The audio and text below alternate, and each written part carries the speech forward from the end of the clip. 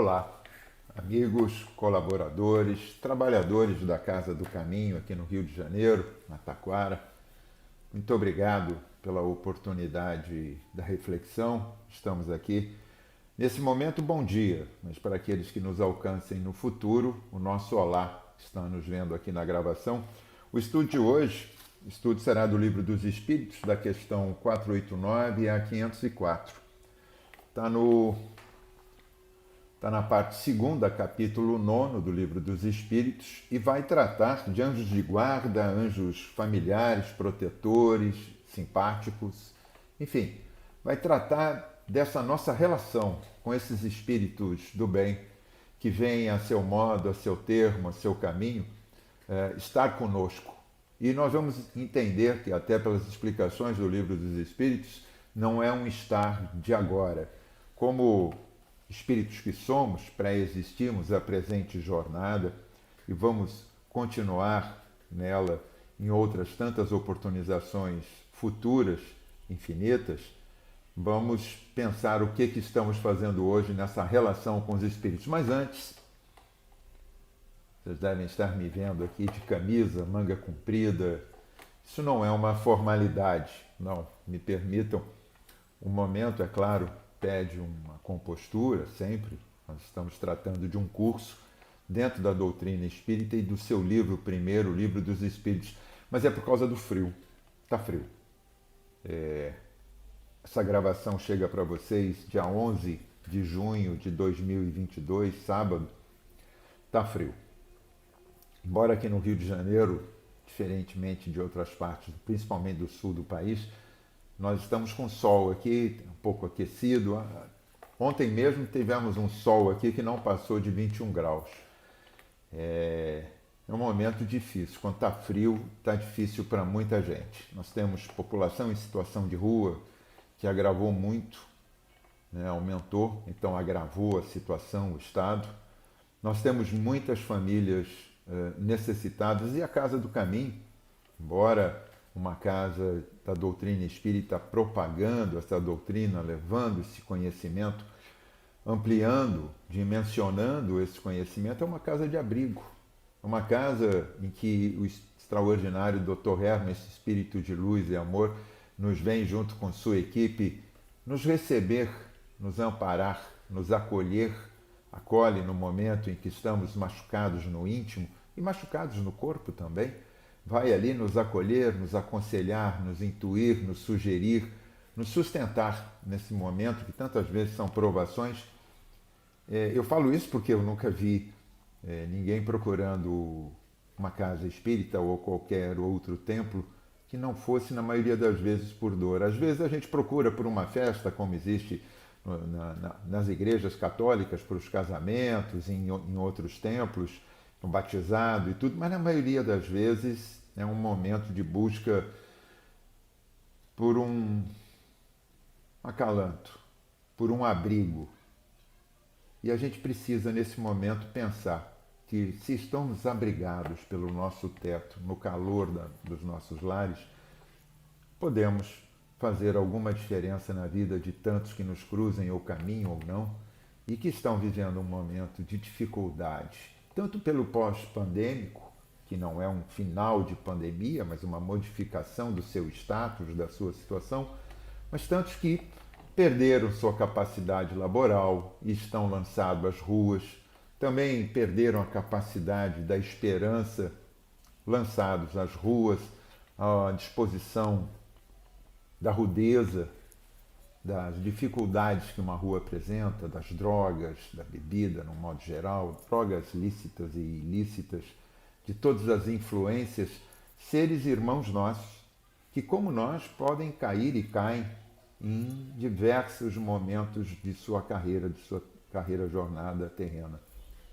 Eu venho lhes pedir, em nome da Casa do Caminho, onde esse estudo vai ser apresentado a todos vocês através dos canais virtuais, para que possam de alguma forma buscar a Casa do Caminho, buscar a Ana Paula, a Andréia, o Ricardo, a Dixie, a Marlene, para que possam junto a eles apresentar o seu óbolo, apresentar a sua oferta. Não precisa ser muito, ninguém está dizendo que tem que ter muito. Para fazer a caridade, nós não precisamos ser prósperos na matéria. Nós devemos ser prósperos no coração. Termos a capacidade de levar a prosperidade do amor e do bem-querer ao próximo como gostaríamos para nós mesmos. É uma lição difícil, mas se exercitada, vai nos trazer o sentido da espontaneidade de bem fazer ao próximo como gostaríamos fosse assim feito para cada um de nós. Um cobertor, um donativo para auxílio na cesta básica, nos alimentos, um donativo para a manutenção da própria casa, que está submetida, como uma casa na matéria, às suas taxas, aos seus impostos, ao pagamento de contas de luz, de água, enfim, a toda a necessidade de suprir essa oferta que ela faz de estar essa casa aberta a todos, agora que estamos reabrindo o convívio novamente, a proximidade. Mas continuamos aqui pelo meio virtual, fazendo uso dessa oportunidade criada durante essa pandemia. Muita coisa difícil aconteceu, mas muitas coisas boas também se fizeram acontecer. Houve aquela separação do joio e do trigo, percebemos quem era individualista, personalista, e ficou fechado no seu canto, e quanto de solidariedade nós tivemos a oportunidade durante esse momento de pandemia, durante esse exercício que a humanidade, de um modo geral, foi exposta, foi contundentemente chamada à vivência, como tivemos oportunidade do exercício da solidariedade. Muitas coisas ruins são faladas, porque isso dá notícia, isso promove o nosso íntimo, né? nossas sensações. Mas quanta coisa silenciosa que nós não tivemos a oportunidade de ter, mas cada um foi sabendo um pouquinho dessa solidariedade, dessa capacidade. Exercite. Agora, tá frio, ó, eu estou de manga comprida aqui. Tá frio, está pedindo um pouquinho de atenção para nós e para o nosso próximo. Vamos ao nosso tema, questões 489 a 504 do Livro dos Espíritos, e ele começa lá na questão 489, há espíritos que se liguem particularmente a um indivíduo para protegê-los? Ao irmão espiritual, a resposta. Um irmão que não necessariamente nessa condição de irmão da filiação familiar terrena como nós temos, mas alguém já muito próximo de nós nessa questão que vai até ser abordada lá na questão 492, né? Se os espíritos que nos tomam por sua guarda são de agora, de antes, como fica? Então vamos fazer um pouquinho mais a leitura para a gente evoluir. Lá na questão 490, posterior, que se deve entender por anjo de guarda ou anjo guardião? O espírito protetor, ou seja, nosso espírito, o espírito que vem consorciar-se conosco. Eu gosto de usar essa palavra, vocês já devem ter percebido em outros momentos, o consórcio de estar junto, né, de se fazer presente, de se consorciar a nós, e que pertence a uma ordem elevada. Ponto. Então, o anjo de guarda pertence a uma ordem elevada. Ah, mas você falou no tema que o tema eram espíritos protetores também, familiares ou simpáticos. Eu tenho um guarda-costa espiritual? Não. Nós não temos guarda-costas espirituais. Essa é uma invenção terrena que por vários motivos foi desenvolvida pelo homem. O anjo de guarda não tem essa finalidade. Ele não vem com essa missão embora nos proteja, claro, mas não com essa finalidade de se pôr à frente, de impedir, de vetar, ou mesmo de te retirar rapidamente de uma situação difícil, de perigo, ou de consternamento, ou de enfrentamento, ou de desagravo. Não. O espírito protetor, nosso anjo de guarda, quem queiramos nominar, que queira dar nome, até a questão última, né, 504, se nós vamos nominá-lo ou não, se ele tem nome, essa identidade não vai fazer diferença. O que faz é a finalidade. A diferença que vai impor e porquê do estudo de hoje é entendermos a nossa finalidade nesse intercâmbio com o mundo espiritual. Nós estamos submetidos à matéria como espíritos que somos, e não um corpo que possui uma alma, mas uma alma, que é a condição do espírito quando encarnado, didaticamente colocado pelo Sr. Allan Kardec. Alma e espírito são as mesmas, é a mesma coisa. Só que nomina-se o espírito quando na condição errática, sem condição de submissão à matéria, livre, desimpedido da carne, e alma é o mesmo espírito quando submetido, impedido pela carne. Ou seja, estamos sofrendo esta ação. Esse anjo de guarda, que pode até mesmo ser um irmão verdadeiro do passado, pode ter sido um espírito com quem tenhamos tido a possibilidade de conviver em outras jornadas passadas e que tenha tido um desempenho moral, não um desempenho material, um desempenho moral, uma aquisição moral maior do que a nossa. E se tornou um espírito mais elevado, um espírito de maior reconhecimento, de maior capacidade, a ponto de nos tutelar, de ter cada um de nós como tutelado nesse mundo, nesse planeta em que estamos, com um número aproximado aí de 8 bilhões de habitantes, né? Há quem já esteja falando que estamos caminhando para 9 bilhões. Enfim, não vou discutir o mérito porque não tenho ferramentas e elementos para fazê-lo, mas eu vou ficar com o número de 8 bilhões. Então são 8 bilhões de encarnados nesse ir e vir. Diariamente acontece uma troca de posição, né? Encarnes e desencarnes. E é maior o encarne do que o desencarne, essa na proporção já de uma análise científica mesmo. Por isso o mundo ainda continua a crescer, expandindo a população. E temos um número significativo de espíritos, né, não encarnados elevados, trabalhando conosco, mais uma quantidade que deve estar em torno do orbe operando para sustentar essa loucura que é o nosso planeta, esse planeta de provas e expiações. Ora, se eu estou num planeta de provas e expiações, o que faz o meu anjo de guarda?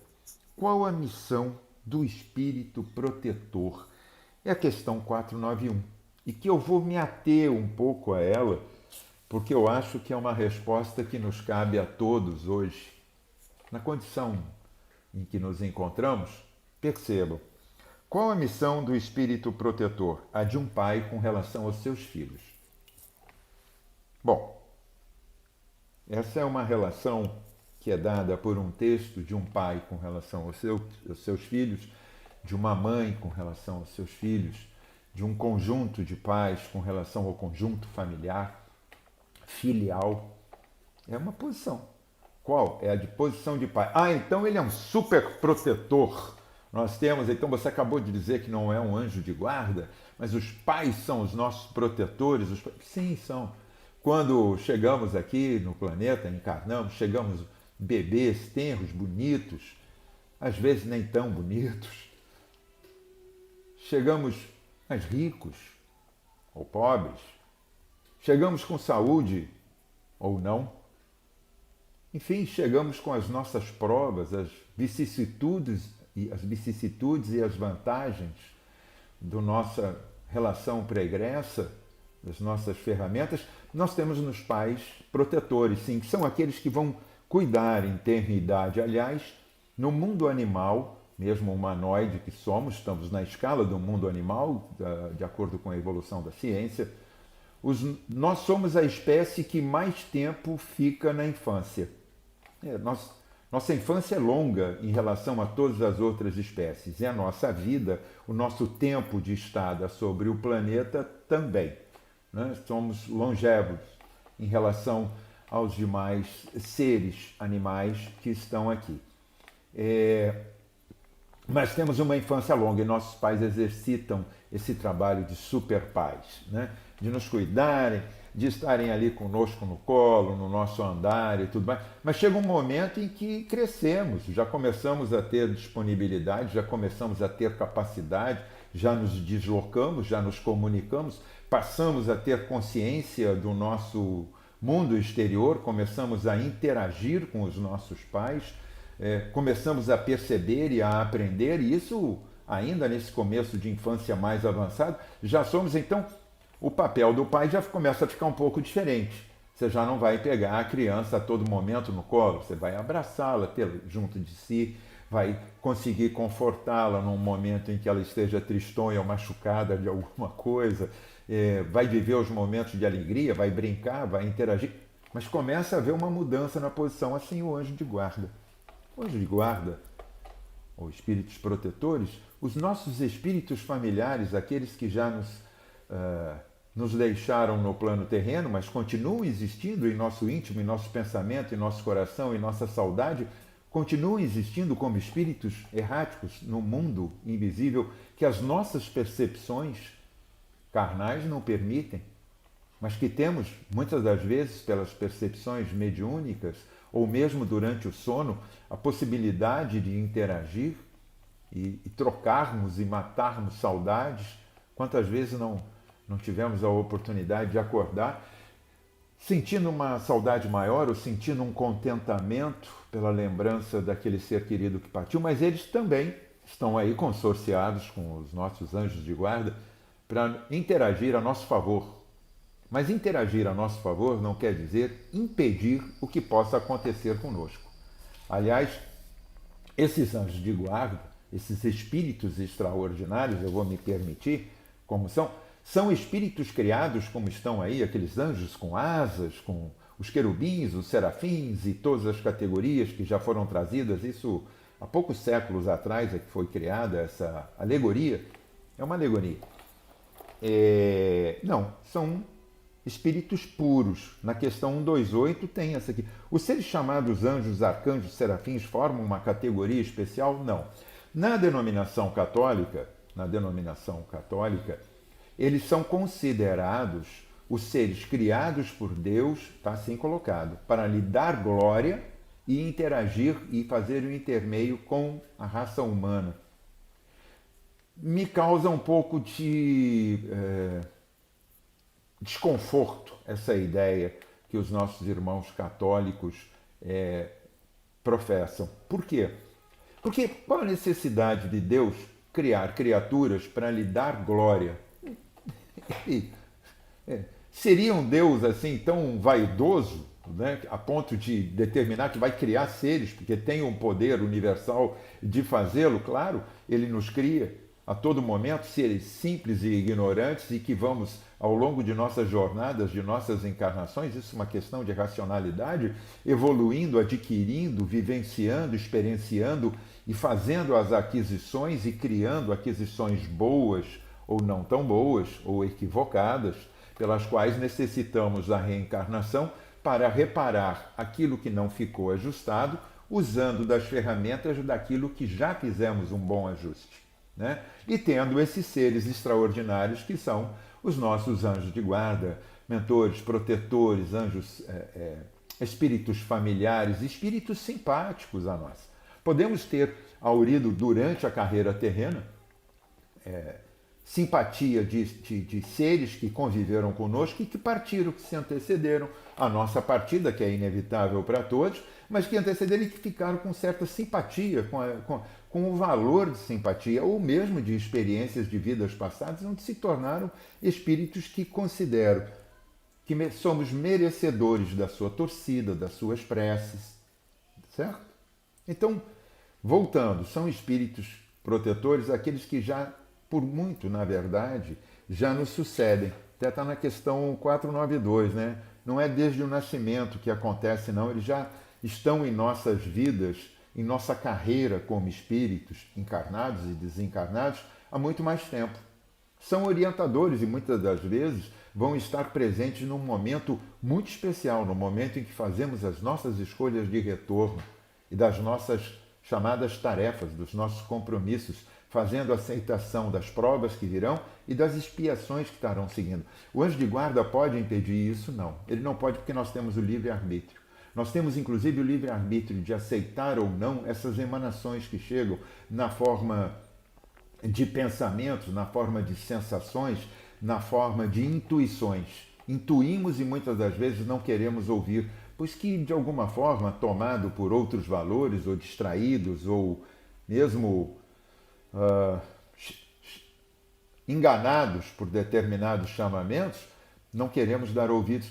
Então eles estão ali para nos auxiliar nesse propósito, mas é o nosso livre-arbítrio que determina. Então não adianta culpar anjo de guarda. Onde estava meu anjo de guarda quando aconteceu isso? Volto a dizer, ele não é um guarda-costa, né? Muitas das coisas que ocorrem conosco em nossa vida, na presente encarnação, na maioria dos fatos, está no Livro dos Espíritos e tem as passagens no próprio Evangelho, em toda a obra do Pentateuco, nós vamos perceber no detalhe do texto que são consequência das nossas decisões de agora. Somos causa e sofremos a própria consequência. Lei de ação e reação. Então o anjo de guarda está presente em nossa vida, por favor. Não vou discutir detalhadamente todas as questões, já estamos com 20 minutos de prazo, temos mais 10 minutos para falarmos, não vamos ter a capacidade de expor a todos vocês todo o texto que está aqui colocado, mas questão 489 é 504, abre o Livro dos Espíritos e vai ler. Vai ler, tire as suas próprias conclusões, chame pelo próprio anjo de guarda para te ajudar na interpretação desse texto, eles ajudam. Vai te ajudar a estudar? Sim, ele vai te intuir para a sua melhora. Ele só vai intuir para a melhora. Veja bem, ainda nessa questão, lá na questão 459 do Livro dos Espíritos, influem os espíritos em nossos pensamentos? Sim, influem sim. Muito mais do que até pensamos. Mas eles influem na medida do que nós trocamos, do que nós emanamos, da sintonia que nós determinamos. O nosso contato com o plano espiritual ele é permanente. Dormindo ou acordado, ele é permanente. Mas nós estamos o tempo todo em contato com os espíritos, sobre influência, inclusive. Sobre a boa influência ou sobre a influência equivocada, a chamada má influência, que na verdade é a ausência do bem. É quando nos deixamos levar por sensações fugazes, por valores mais imediatos, por questões que nos tragam algum tipo de prazer, algum tipo de sensação muito forte do momento e que depois só vai nos causar dano em todo o conjunto, seja espiritual ou físico, né? Podemos pensar, então, como eles estão agindo? Sussurrando aos nossos ouvidos a nossa melhora.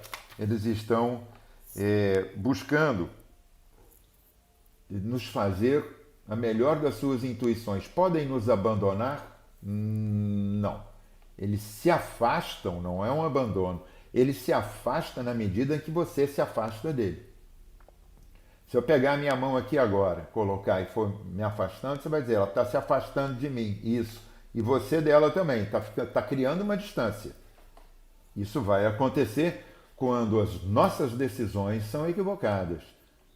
Eles vão estar felizes com os nossos acertos e vão se tornar tristes, entristecidos pelos nossos enganos, pelos nossos dissabores, mas não podem evitar. Volto a dizer, não são guarda-costas. Até porque muitas vezes os guarda-costas não evitam, apenas sucumbem junto com aquele protegido. Casos e mais casos que já aconteceram. A gente sabe que muitas das vezes é só uma forma de se proteger. O espírito que abandona o seu protegido lhe deixa de fazer o bem ou pode fazer-lhe mal? Não existe esse abandono, como eu disse, não existe. Ele não vai fazer mal, mas somos nós que vamos estar dando espaço para que isso aconteça. Nós ficamos com aquela ideia equivocada daquela alegoria, também criada ao longo de poucos séculos atrás, depois de uma igreja católica que lá no Concílio de Constantinopla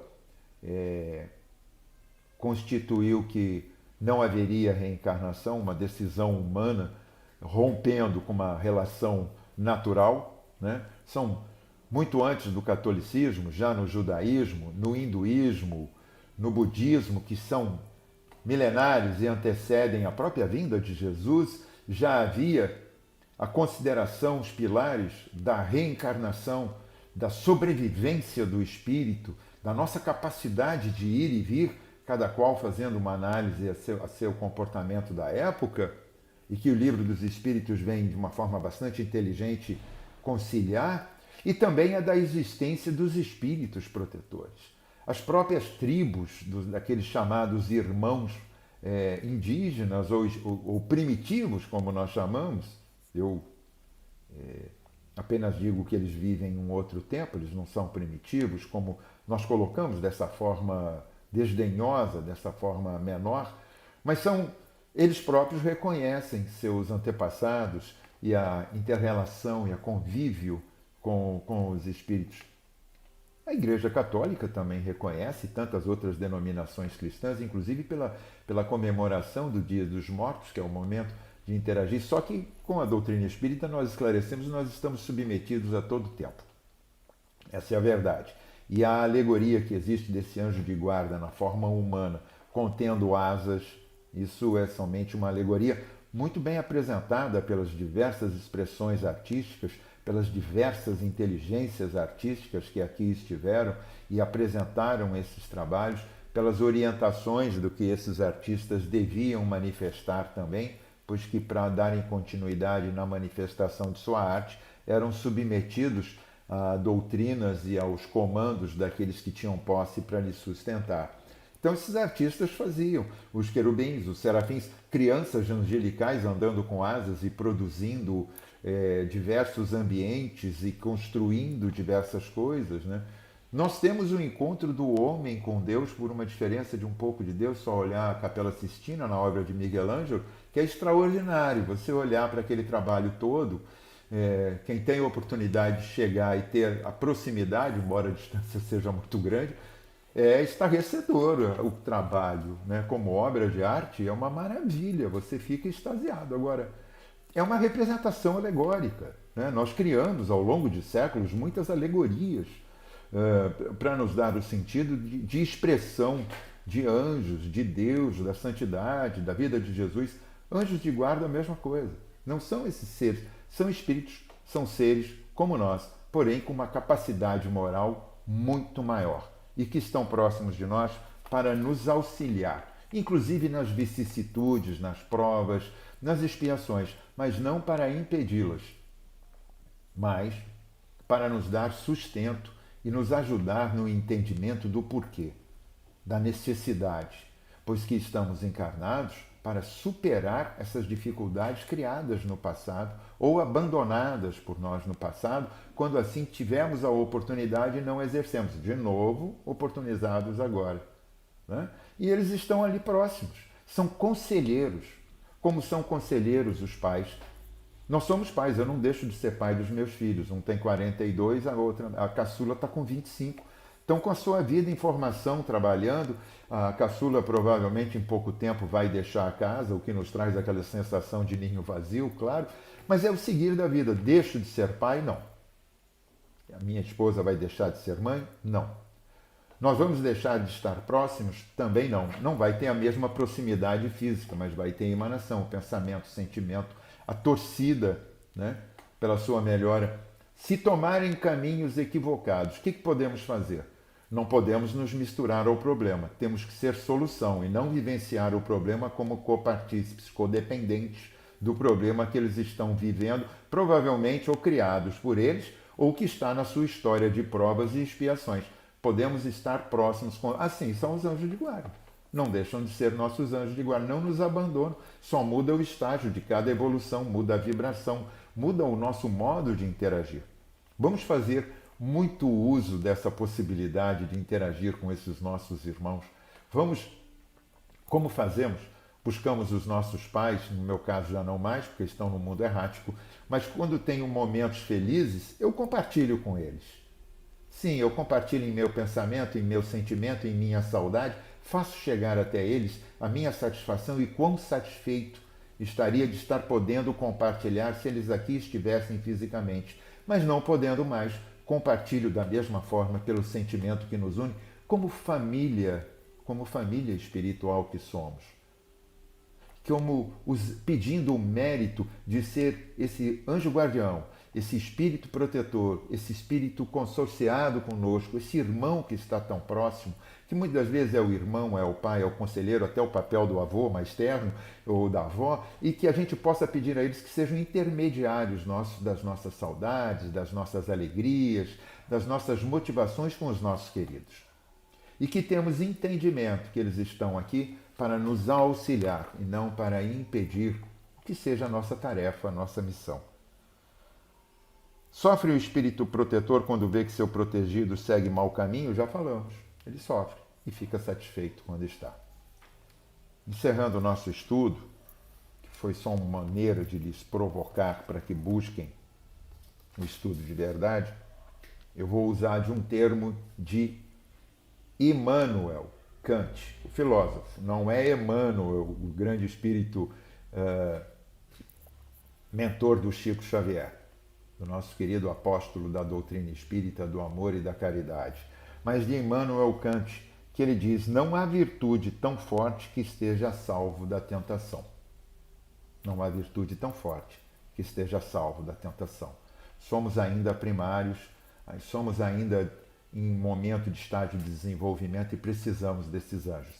Se caímos em caminhos que não são os caminhos certos, do caminho que leva a Deus, como falamos, não de uma forma pitoresca ou dessa forma de Carolinha que vai atrás de Deus com essas demonstrações. Não, o do teu mundo, de você fazer a divindade que está dentro de você e agir bem. Ser feliz, ser humano, viver as coisas, viver a matéria, viver as vicissitudes e as alegrias, viver todos os enfrentamentos sem carolice, que é um termo que é usado mesmo, quando você exacerba nessa prestação de ação para com Deus, mas ser verdadeiro, usa do teu anjo de guarda, ser junto com ele esse agente modificador que podemos ser. Falamos lá no começo do que podíamos fazer diferença. Vamos imitar o nosso anjo de guarda. Vamos levar um calor, a atenção, o bem-querer e ofertar ao outro um conforto no seu momento mais difícil. É um bom exercício. Reconhecendo o quanto eles fazem por nós, possamos exercitar também pelo outro. E quando a gente faz o bem, sabe o que acontece? O bem nos toma de tal forma que esquecemos aquilo que está um pouco difícil em nossas vidas. Assim que fomos confrontados, as vicissitudes nos atingem a todos, indistintamente. Ricos, pobres, com ou sem saúde, estejamos em qual parte do globo podemos pensar, somos atingidos, porque faz parte desse mundo ainda de provas e expiações, em carreira de modificação para a regeneração, conforme nos regenerarmos. Vamos chamar esses bons amigos espirituais para estarem conosco a todo momento, nos ajudando a compreender as necessidades e a prover a nós a garantia de que estamos aprendendo com aquilo que estamos vivendo. Possa, nesse momento, agradecermos pela oportunidade da expressão, da reflexão, da vivência, a todos aqueles que nos alcancem. Nossa ideia não foi lhes ensinar nada, nossa ideia não foi lhes trazer alguma verdade, mas lhes provocar a fim de que possam buscar, através do estudo, o esclarecimento, e aquilo que estudamos e nos esclarecemos nos liberta. Como diz um grande cientista, Albert Einstein, tudo aquilo que o homem desconhece não existe para ele. Portanto, o tamanho do universo de cada um de nós é o tamanho do nosso saber. Vamos atrás disso e vamos fazer da bússola do nosso íntimo a busca desse norte verdadeiro que é Jesus, irmão maior, médico de nossas almas, o doce Rabi. Possamos ter ele como norte de nossa busca e de nossa procura. Pela oportunidade, agradecemos, graças a Deus.